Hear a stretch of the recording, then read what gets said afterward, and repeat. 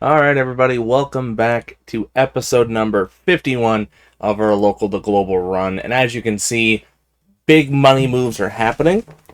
Merchandise finally went up to the next level, and God is it paying in dividends.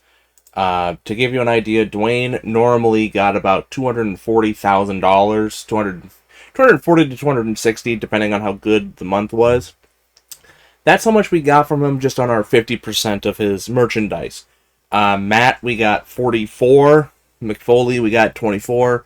Doing very, very, very well in terms of merchandise. And we're going to try and bump up again to level 8. That's going to take a while. Probably won't be for the rest of this year. But already, one of the big things that we had to wait, mainly because of my fuck up of November, we're now going to be sitting pretty, not having to worry about money problems. And hopefully by the time we come back to November and we're able to get another pay-per-view deal and start making money off of those from people buying them, we will be in a very, very good spot. And finally, we finally got to a point. Let's see. We go.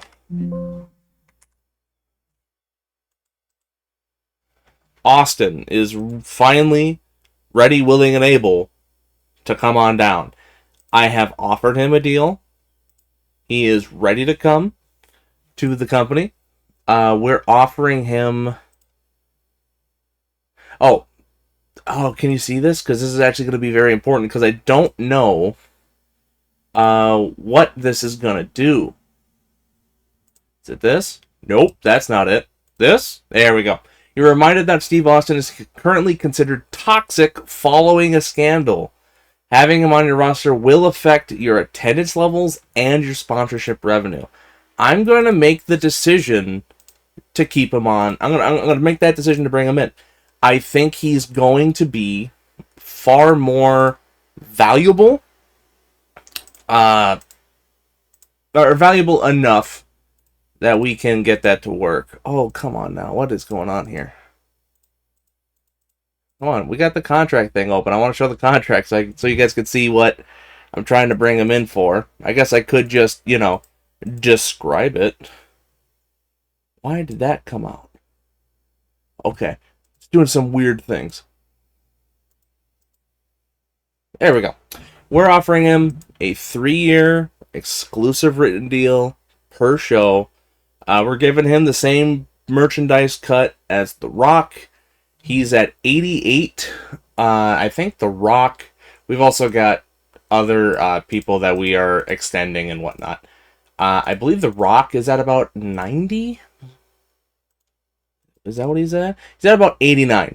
So he should. I don't know how much that scandal is going to hurt when we sign him. But just on popularity, he should be making about The Rock numbers of merchandise money, which means we're going to get like $500,000 just off of those two guys, which will pay for pretty much everything we do, barring what kind of damage that scandal's going to do. I'm willing to take the hit because we're financially fine, and I'm curious. Above all things, I went and looked up what does it do if you sign a guy who's scandal ridden. Couldn't find any information. Looked it up in the little handy dandy little question mark up here. Couldn't find anything. So I guess we're just gonna have to sit here and figure this out. I think this was covered at the end of the last episode. Was Randy was leaving, so he's gonna be jobbing out for a couple of weeks before he leaves. But I digress on that front. We are going into Turning Point. We're bringing in a very, very high caliber, very high popularity guy. And I'm hoping, keyword here is hoping, that is going to pop a very big rating. But we'll just have to wait and see. This month we should have, I think, 5 shows, the pay-per-view and the 4 weekly. Maybe a 5th weekly, if my math is wrong. Or maybe the next month will be 5 weekly and 1 monthly, but who knows? We'll just have to see. Currently, nothing else of much note. We need more popularity abroad. If we look at Canada, we've only got 1 in the 10. Mexico's actually got 12. I'm surprised. Everywhere else is still in single digits, but we're doing all right. And I think this Austin signing could blow up in my face spectacularly, but I think we'll be all right. I'm going to go ahead. I'm going to go book the show, and I'll be back in just a moment. Alright, here we are. TNA Explosion number 60, held in front of 1,800 people in the Southeast. We start off the night with a match between Randy Savage and Batista, which Batista wins with a sit-out powerbomb, a 66 segment rating. We then follow that up with another 66 segment rating, a tag team match with Sting and Charlie Haas taking on Bob Holly and Samoa Joe.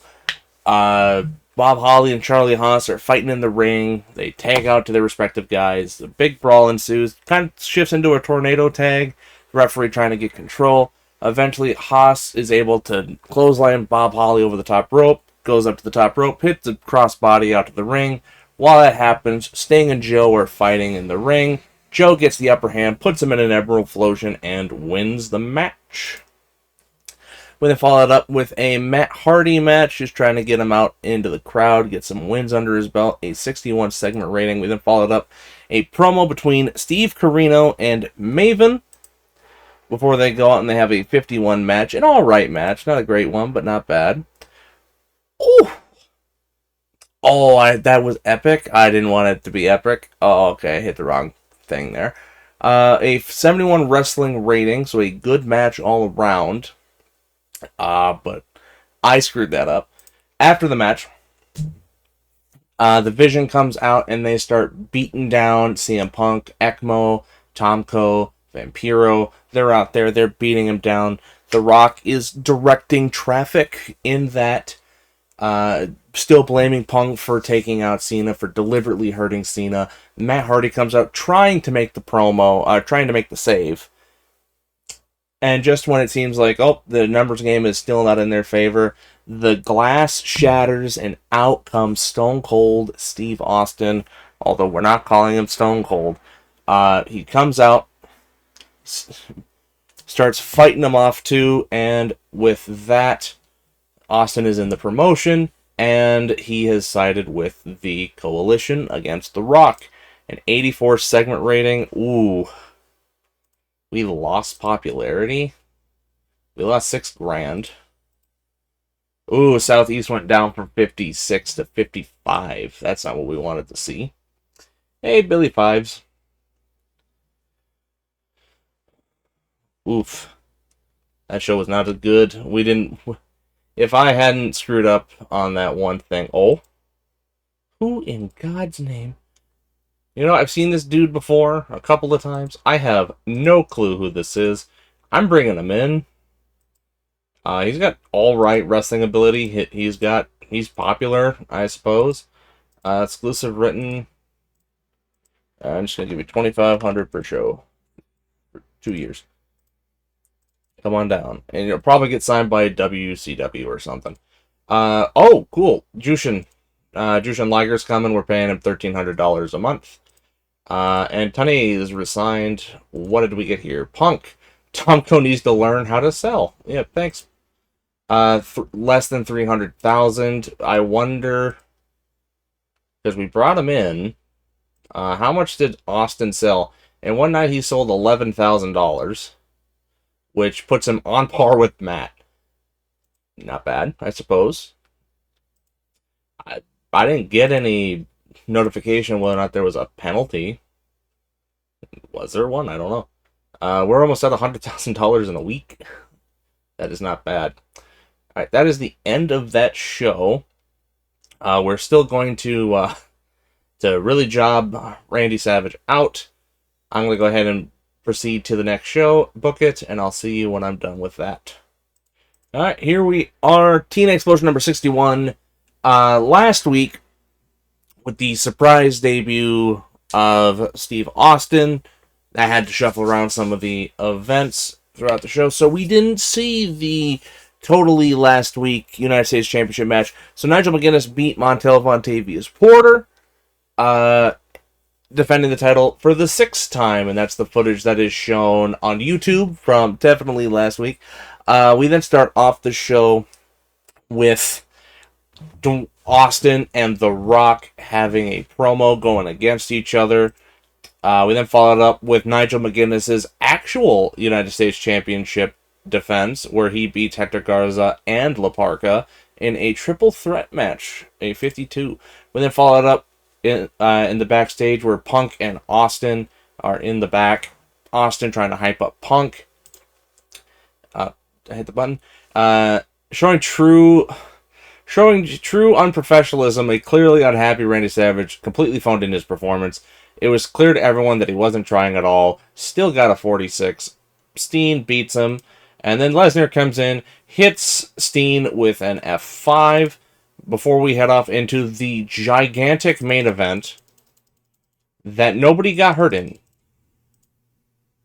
And then after that, Matt Hardy pins Bob Holly. Big schmoz finish. That match went on for like 27 minutes. I just wanted to make sure no one was hurt. After the match, Lesnar comes in and starts, hitting people with F5s. After the show, it is announced that it will be Brock Lesnar defending his TNA World Heavyweight Championship match against Sting and Kevin Steen in a triple threat match. A 67%. We lost about $7,000. I'm fine with that. We got our point back. That's really all I cared about, because I want to try and see if we can get 57 before the end of the month. Kind of had to pop a rating at the end there. What in God's name? Anything interesting? Road Warrior Hawk. I think he's retired. Out of the limelight?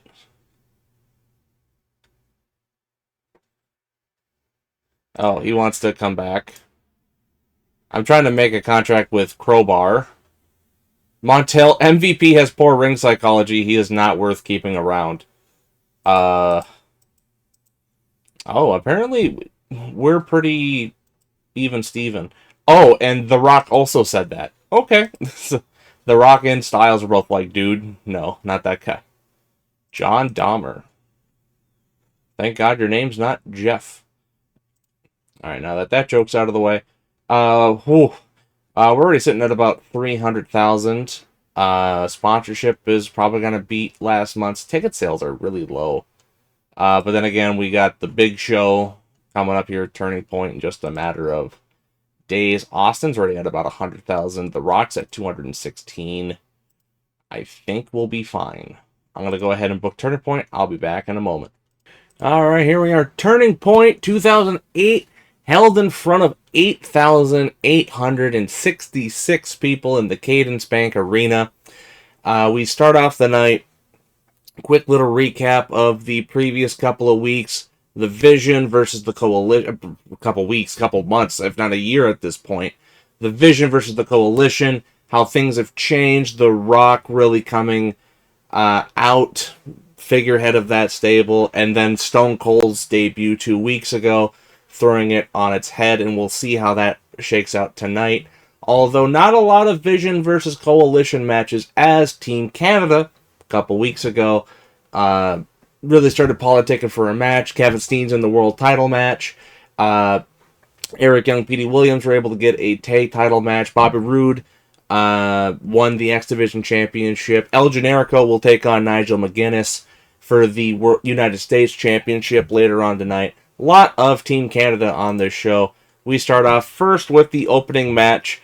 Punk beating Randy Savage with a top rope pedigree. Getting every ounce of popularity out of that man as I can before he leaves. CM Punk gets a 60 out of that. We then follow that up with a promo between El Generico and Nigel McGuinness. That gets a 56 when they actually go out and wrestle. Nigel McGuinness wins 8th defense of the United States Championship. Remember, when he gets to 15, if he gets to 15, he can cash that in for a shot at the X Division Championship. We followed up Brock Lesnar and Jim Cornette have a backstage promo. Jim hyping up Brock Lesnar as a freak of nature. Followed up X Division title match between. Oh, sorry. Monty Brown was the X Division champion. Bobby Roode got a shot at him. And he loses here. Monty Brown wins and defends the X Division Championship, a 50 segment rating. Following up with, oh, sweet Christ. Yeah, a lot of shit going on here. This is the Full Metal Mayhem match. Very little had been said about it in the weeks leading up to it, mainly because there was a lot more interesting stuff going on with The Rock and Austin. This kind of slipped underneath the radar. When we got to the show, John Layfield, it was pretty much open. Surprise entrance for everybody. Lance Cade, Samoa Joe, Chavo Guerrero making his debut here in the company. Chris Hero, Maven, and the returning John Layfield, although he's still kind of rusty because he's been gone for so long, come out for this match, and in 27 minutes, Lance Cade retrieves the item. He is the winner and the holder of the Full Metal Mayhem contract. A 54 segment rating in total. Chavo Guerrero got a great rating. I'm happy about that. We then followed up with Batista beating Kit Montana, getting a 67. That match actually did a lot better than I thought it would.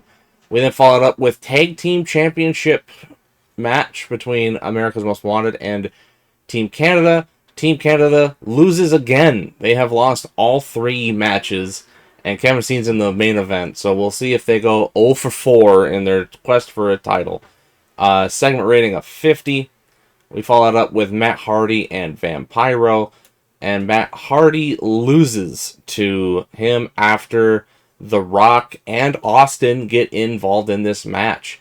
The Austin comes down first, hits Vampiro with a stunner. Matt Hardy, this match has gone on for a while. Matt Hardy crawls over, goes to cover him. The Rock comes out, hits the ref in the head, goes in, hits the Matt Hardy with a rock bottom before he and Austin fight on the ramp. Vampiro hits him with a Michinoku driver, and the referee comes over and slowly 1, 2, 3. Matt Hardy loses. Vampiro wins a 68. We then followed up with the main event of the evening. Oh, you want? Oh, sorry. Vampiro wins. The Rock, looking disheveled because he just fought Austin, and he helps Vampiro out. It was a big bruising match. Following up with a promo by Team Canada. They've all lost, and they're like, "Well, Kevin, you got to go out and try to win against Sting and Brock Lesnar," and he does. Although technically, what had happened, Kevin Steen wins this match. He beats Brock Lesnar and Sting. Although he doesn't beat Brock Lesnar, he pins Sting. During the match, Brock Lesnar hits Kevin Steen with the F5. Kevin Steen powders out of the ring for a minute. He and Sting go back and forth. Sting hits Lesnar with a Stinger Splash and goes to hit him with this Scorpion Death Drop. Lesnar does a sick counter. From the position of being in the Scorpion Death Drop, he picks up Sting for the F5, hits the F5 before Samoa Joe runs in, attacks Lesnar, gets him out of the ring, hits Sting with a Muscle Buster, and Kevin Steen hits the 450, wins the match. And then afterwards, Lesnar's pissed, Sting is out cold, and Kevin Steen runs away where Team Canada's at the ramp, and it's like, oh, somehow they got the gold after everything that happened tonight. We then end the show with a 62. I will take that. We're gonna give Punk, because he got an 80. Who had an 82? Samoa Joe had an 82 in that ladder match, surprisingly enough. And then Brock, because I want Brock to be happy. I did just give the title to Kevin Steen. He's very happy. We made $126,000 out of that show, and we got a lot of popularity. That's what I want to see. Didn't get the one in the southeast, which is the one I really wanted. Hi, Mike Rotunda.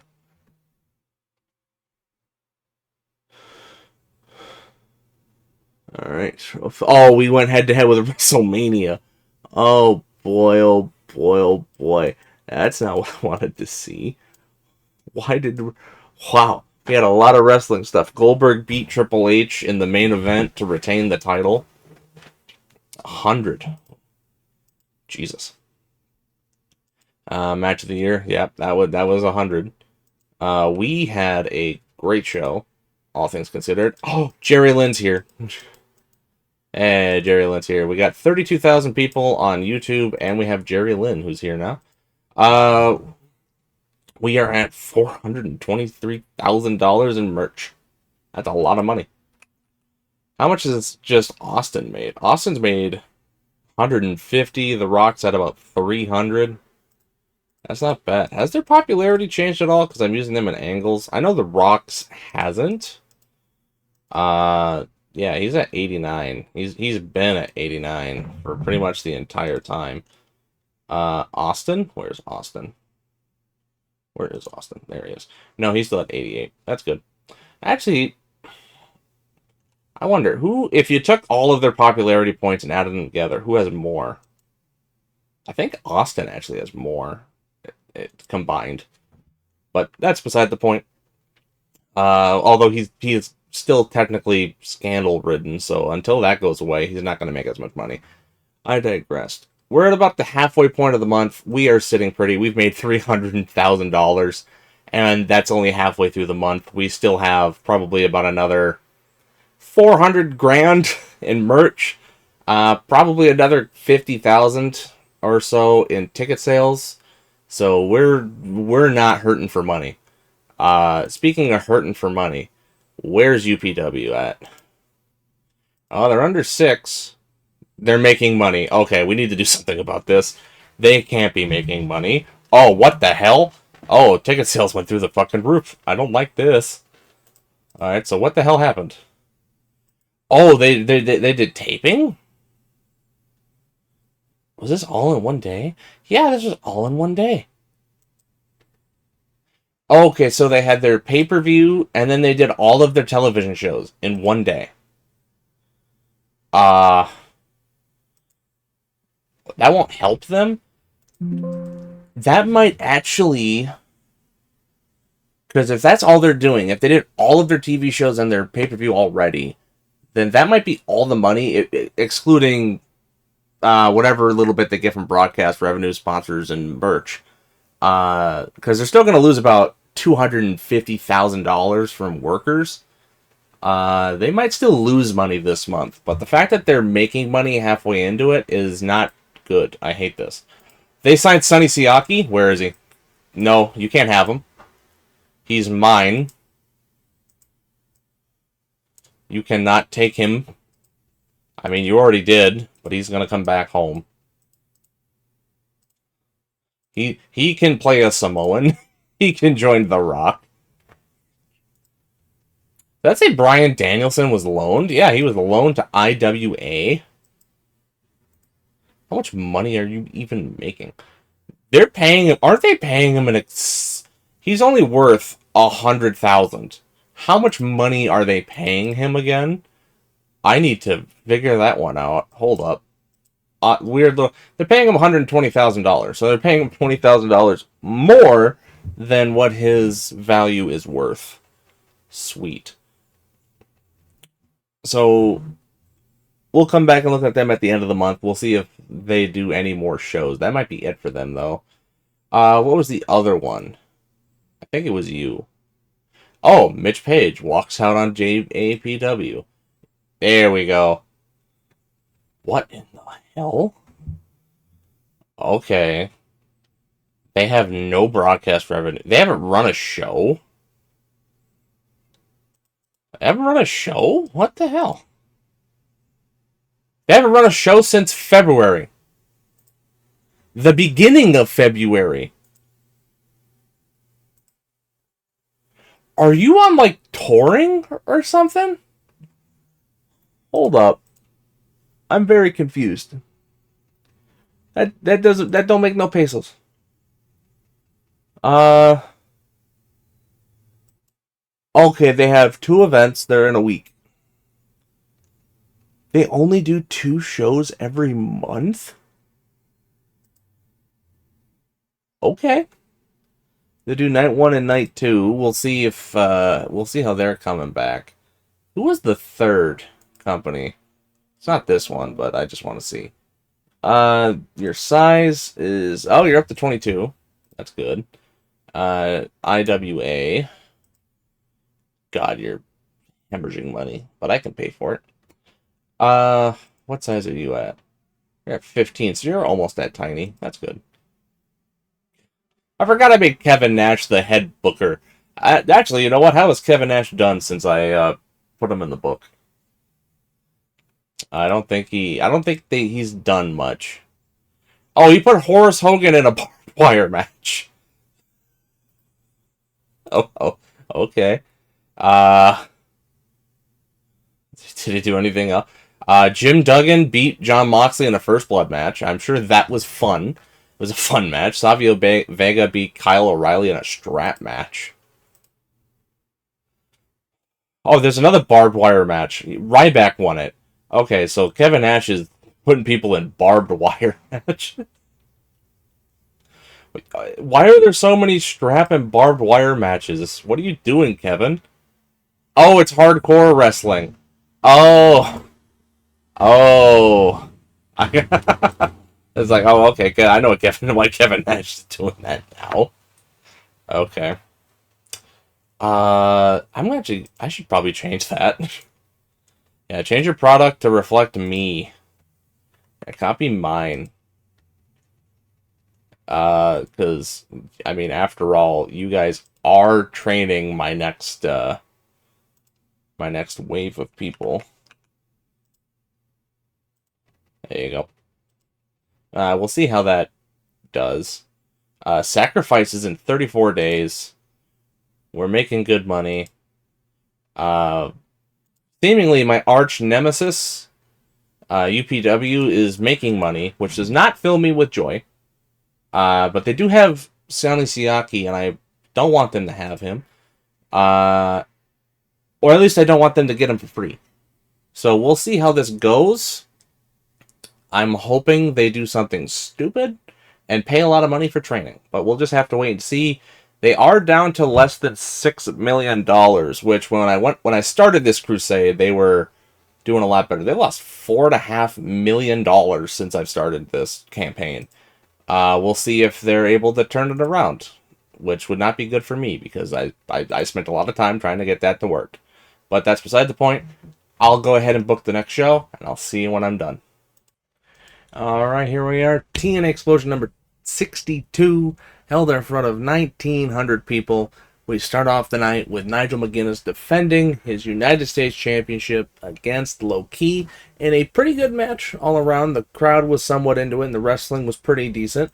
We then followed up with a big 3-on-3 match where the face team, Haas, Sting, and Maven, beat the heel team of Holly, Joe, and Steve Corino, with Haas being able to get Steve Corino to tap out. We then followed it up. All the faces are all, hyped up, ready to go. Maven and Sting looked good. Charlie Haas has a stale gimmick. We'll see what we can do with him. We then followed up. We're ripped away from the celebration as Brock Lesnar is pissed. He didn't lose his title. He wants a rematch. And Jeff Jarrett says, well, you got it. You didn't lose it, so you do have a shot at it. We then followed up with him going out and killing Dave Batista with a shooting star press. A 78 wrestling rating. That's actually not that bad. And then following up with a 70 segment rating. That's the best match of the night, probably. Punk and Matt Hardy have a backstage promo. They hype each other up for the main event before they head out. Okay, I spoke too soon. That was the highest rated match of the night, although I don't know how. CM Punk beats CM Punk and Matt Hardy 2v3 handicap match against Vampiro, Kit Montana, and Sonny Siaki. Ends when CM Punk hits him with the top rope pedigree, a 72. Sonny Siaki, newly signed, brought back after a long time away, gets a great gimmick. We then followed up Kevin Steen in the back with the title. The Rock tries to recruit him to the Vision, and Austin says, no, stick with Team Canada. Why? You're the pride of Canada, son. You don't need to do that. Something along those lines. A 73. Okay, we take that. Financial report, we lost $500, and popularity-wise, 57. That's what I wanted to see. So we are at 57. We're 2 points away in the Southeast to going up to medium. I don't think we're going to get it here in this month. We might be able to get one more BIP, maybe two, but I don't think we're going to get up to 60 or 59 anytime soon. 350,000 people watching TNA Explosion. Not a bad night, all things considered. The school. What the hell is the school? Oh, what is this? New Jack Abyss, Johnny Swinger, and John Cronus. Sure. I don't know how else to respond to that. That is a wild group of people. We passed $500,000 in merch. We're at about, probably going to be at about $250,000 in ticket sales. Not that bad, all things considered. I'm going to go ahead. I think we got one more show before the end of the month. I'm going to go book it. We're going to finish it. And then we're going to get to the end of the month and we're going to see how things stand with the new acquisition of Austin, as well as the other acquisitions that have come up along the way, like Jerry Lynn, Chavo Guerrero, Jushin Liger, JBL finally coming back. A lot going on. We'll recap it at the end of the month here in just a second. All right, here we are. TNA Explosion number 63, the final one for the month of March. Held in front of 2,100 people. We start off the night with a pre-show match. Batista beating Big Van Walter. Getting a 61 before I send him back down to developmental. We then followed up with okay, Elix Skipper gets hurt. Tell me it wasn't because Nigel hurt you. Nope, you just got hurt. Maven taking on Bob Holly. During this match, Carino interferes, attacks Maven. At the same time, Charlie attacks Bob Holly, a 59 segment rating. We then followed up with Dwayne Johnson introducing two new members to the Vision with the big injury to John Cena. Big vacuum was opened, and Vampiro could only fill so much of it. So he went out and he got Al Snow and Jerry Lynn to come back, or Jerry Lynn to come back, Al Snow to come to TNA and join his stable. And tonight they will have a match against CM Punk and Matt Hardy in the main event, an 83 segment rating. We then followed up with Takashi Iizuka taking on Samoa Joe and losing. Joe getting a much needed win. It's been a minute since he's won a match. Brock Lesnar is pissed. He wants his match. Lance Cade, the winner of the Full Metal Mayhem contract match, carrying around the briefcase that it's in, takes on Kit Montana in a match that looks like it should have got a 57, only got a 50. And then we followed up CM Punk, Matt Hardy in the back before they go out and they fight Al Snow and Jerry Lynn, who have good chemistry with each other. I have found a new tag team. All right, looks like the Vision has a legitimate tag team now. That's good to see. A 72. The show benefited from having quite a wide selection of angles. I don't think I've ever seen this before. What the hell is this? Oh god, he's out for a year. A year on the dot, actually. Alright, that's not good. We lost 80 grand? The hell happened? Who did we use? That took 80 grand. Well, luckily we have enough money to deal with that. Puerto Rico went up to 30, and we did get a BIP in the Southeast. Now I'm concerned. Why did we use up that much? That should not have been. Did I accidentally give, like, one of those two a lot of money? Awesome.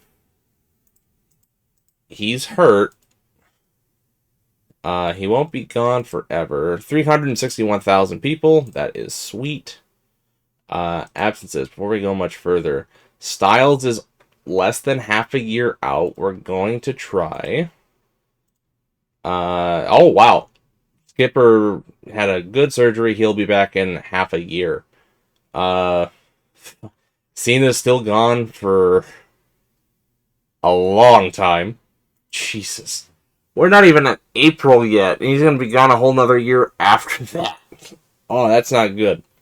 That is no good. Alright, I need to go figure out. Is Al Snow getting a ton of money and I just don't remember giving him that much? Oh, that's not supposed to be per show. That was, uh, uh-huh.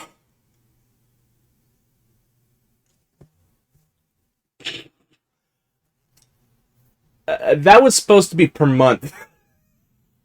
I, I, I think I see why, I think I see why he signed. Uh-huh. So he got a pretty good payday. I think I found out where all the money went. Uh, yeah, Jerry Lynn's per month. Al Snow is supposed to be per month. Can I even fix that, or am I just straight up screwed on that regard? Because that's not. Yeah, I can't fix that. I'm still gonna try. We're gonna put it at 30.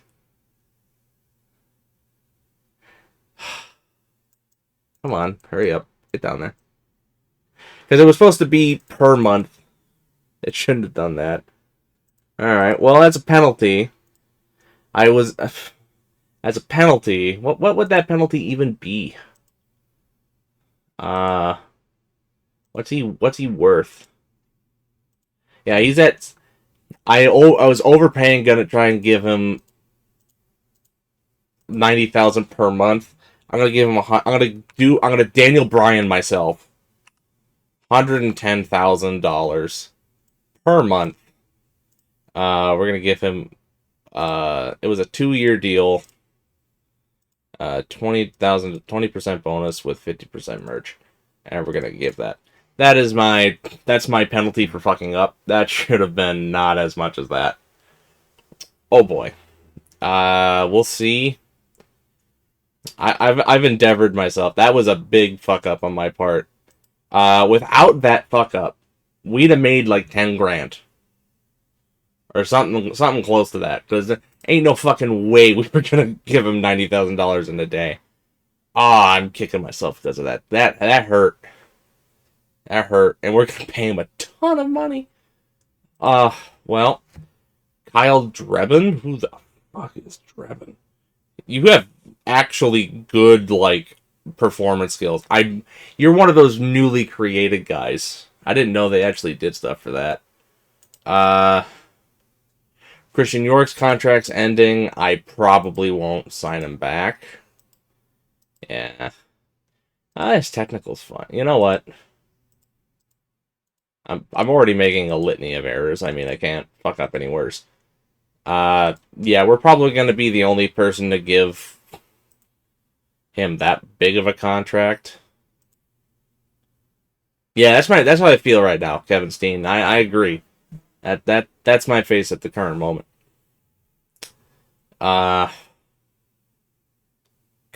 Chris Benoit gains authority within WWE. Okay, we're in the cursed timeline. I see. Al Snow's getting 90 grand per show. Chris Benoit is part of upper management of WWE. Shit's gone wild. Oh, and I think something else. WMF actually had a scandal. They were found to be like money laundering because they had backers linked to organized crime. So they actually got kicked off of TV, and they got like a $200,000 penalty, I guess. And they had just extended that broadcast deal too. I guess not very recent. At the start of the year. So now they have nothing. Fucking Tatsumi Fujinami. Yeah, so that's where they're sitting at. They do have Hayabusa. I was hoping they would get hit harder so I could try to steal Kanto's 51 popularity. and see if I can get some TV over in Japan, but that's beside the point. I'm just trying to forget the fact I gave Al Snow 90 grand for one show. That's gonna haunt my soul. That's what that's gonna do. It's really gonna hurt. Uh, God. Yep, Savage is gone. Not surprised. Uh, I wonder. I should check. I should take a look at his popularity and see how that went. Can we please get the Al Snow contract fix before the next episode? I think that'd probably be best. Yep, and we do. All right. So I've penalized myself for that. Hopefully, you all can forgive me for doing that. I really didn't want to do something like that, but that was fucking awful, and I'm already not. Ugh. So I gave him $20,000 more a month, and I gave him a bigger cut of merchandise and a bigger event thing than I was giving him before. At least I think, anyway. Ugh. That sucks. Still made money, though. Holy, okay, that's more than I was expecting. Merch. Yeah, Austin is hurt by the penalty. He should be matching Dwayne on that. I was also looking to see if any Canadian provinces were gonna die. It doesn't seem like they will. I guess Stampede lost a little bit of money. Speaking of losing a little bit of money, how did UPW do? Was I right in my theory that they would go down? Yes, they did. They lost $158,000, which is about what I said they were gonna miss. They didn't. They put some money in the training, I guess. All of that's running costs, so they're losing about 100 grand every month just from the cost of having their training. God, I am still not happy about having to do that. You know what? I might penalize myself even further. What would be a fair penalty? I mean, I'm already paying. I already said it's like, yeah, I'm paying Al Snow $20,000 more than I meant to. And realistically, what would have happened was I would have realized I was paying Al Snow that much money. I would have just never booked him, and he would have just been dead weight, sitting on my roster. Probably, I don't even know how much money I'd be making off our merch. He was making $3 grand, and that was with him being on the roster for like the last 5 days. I think I need to penalize myself because that was stupid. So Al, because of my fuck up, you are gonna get more money. Is extremely happy at his uber ginormous bonus. And that's where we're gonna end off this episode. Austin has arrived. You can clearly see that in our merchandising numbers. We made a lot of money. I fucked up Al Snow's thing, and now we're going to end it off here and pick up again in April. And I hope to see you again there next time. Have a good night.